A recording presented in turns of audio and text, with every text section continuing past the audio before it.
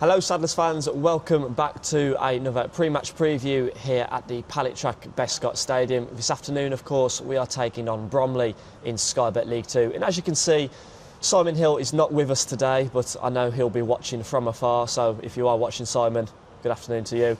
We do have, however, a brand new debutant to the pre-match show. As you can see, my good colleague Jayden Roberts is here with me to talk about today's game. So Jayden, thank you for joining me. Thank you for having me. Yeah, I've been promoted to second choice now. Obviously, Paul's left for Coventry and Simon can't be here today. But yeah, buzzing to make my debut. Thank you for having me again. It's a pleasure to have you, mate. So let's talk firstly about today's game. Firstly, from your perspective, being back at home, great feeling always, isn't it? Yeah, there's no better feeling. And obviously, as Matt Sadler and Brandon Conley said on Thursday in their previews, they can't praise the fans enough. And 7,000 tickets, even more, I think you mentioned was sold. Like, that is brilliant numbers again for what looks to be a brilliant game in the making. It certainly is, and we're going to go into team news now. So Jayden, I'm going to let you do it on this occasion because I did it the last time with Simon. So we're going to put the graphic on screen for you now. So Jayden, how are we looking for this afternoon? I'll run you through the team. So in goal today, we stay with Miles Roberts. As our wing-back partnership, we have Vincent Harper and Jida Keke keeps his place. The three centre-halves are Aidan Flint, Priestley Farquharson and, of course, Evan Weir. The three in midfield, we have Lewis Warrington in the pivot, with Ryan Finnegan keeping his place alongside Charlie Lakin. And, of course, those two men up front, Captain Jamil Matt, partners Daniel Carnu. So that's the team news. Expertly done, may I say. I think we'll get you back on for future pre-match previews. Might be first choice. You might be. So, unchanged team, unchanged bench as well. How important is that? Because, you know, a lot of teams, they either have big squads, little squads, and sometimes chopping and changing might not necessarily be the best thing. It might disrupt the rhythm. But for us, we've got a settled squad, haven't we? And everybody knows their roles. They know what they need to do when they go out on that pitch. So, how important is it that we've got a settled 18 from the back of, you know, the win at Harrogate as well? Yeah, we've spoke previously about how, I guess, it is a luxury in how many players we do have and how many changes we can make to that squad when needed. But of course, it's basically a whole new squad since the summer. So even now, players are still getting to know each other on that pitch. And I think having the same team 2 games in a row is pretty vital in a game like this. Like, I guess if it's not broken, don't fix it. And after a 2-0 win at Harrogate last week, there's no reason to change anything. Exactly that. And let's talk about Harrogate briefly. The two that came back into the squad, Jamil Matt, obviously captaining the side and leading us to victory, and also Priestley Farquharson as well. You know, it's been a long time for Priestley. We've mentioned it, obviously. I think Tranmere in August 2024 was his last game.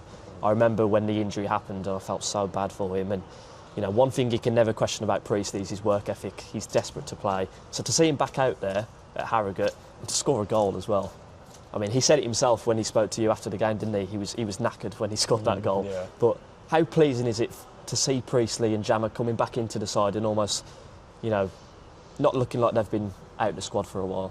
Well, first of all, Jamil Matt, we know how much of a leader he can be on and off the pitch. He's had a slightly different role this season in terms of his minutes and even things outside of the pitch, just being that experienced head in the dressing room. And obviously he got his goal at Eastleigh, which was a huge confidence boost, and to get his first league start this season, and it's a great performance from him, he must be buzzing. And then on to Priestley. I mean, we've spoke about it already, but even in his last post-match that he'd done at Stoke City, I think that was his first appearance he made this season since he got that injury. You could see, I guess, the emotion he had of just getting those minutes back in and to score, to get his first league appearance this season at Harrogate.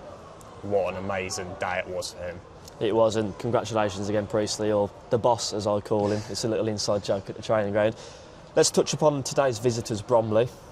Doing pretty well so far. Obviously it's first v third. There's a lot riding on this game, isn't there? What are you expecting from Bromley? It's going to be a tough game. They're third in the league, we're first in the league. We try not to look at league position too much at all, but I mean, when you look at their, I guess, stats on paper, 4 league wins in a row. They've got the Golden Boot winner from last season. He also won Player of the Year in League 2 last season. It's not going to be an easy game at all. We need to be fully at it. The fans, obviously, as always, backing us, and I think it'll be a great game, but it's not going to be easy for us at all. No, and you know, it goes without saying that no fixture in Sky Bet League 2 is an easy one. They're all difficult in their own way. You mentioned earlier about the supporters. How vital are they going to be today? Because, you know, as you will have seen on social media, it's our foundation fixture. It's also our school partners fixture as well. So both goals are going to be filled with Walsall fans. And credit to Ray Gray Snacks as well. We're looking out on the away stand right now, aren't we, Jayden? Every seat has got a flag for supporters that are coming to the game this afternoon, which is brilliant to see. Great work by the foundation to get school partner games like this made possible. How important is it going to be to obviously have a bigger crowd in attendance, which will obviously give the lads that extra 5-10%, but having that backing behind both goals is going to be vital, isn't it? Fans make the club what it is. That's the key message. And I mean, as you mentioned, Ray Gray Snacks has done a brilliant job of putting all the flags out.